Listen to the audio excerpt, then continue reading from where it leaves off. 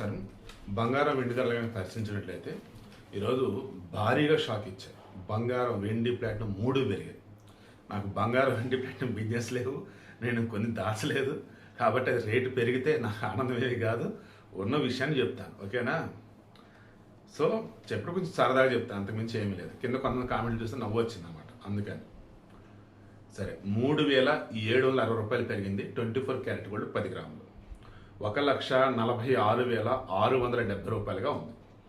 22 carat gold 3,450 రూపాయలు పెరిగింది 1,34,450 రూపాయలుగా ఉంది.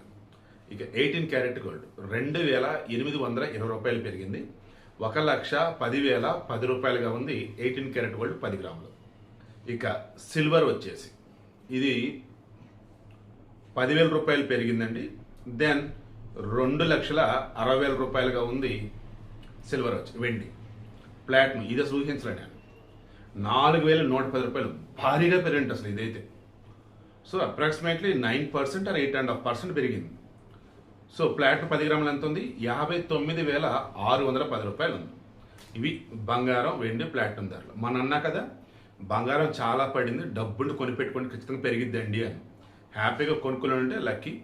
మ్యాక్సిమం ఇక పడదని నాకు అనిపిస్తుంది. ఒకవేళ పడితే చూద్దాం, ఎందుకంటే వారు ఆగిందా పెరిగిద్ది, వారు కంటిన్యూ అవుతూ ఉందా అప్ అండ్ డౌన్ ఉండిద్ది.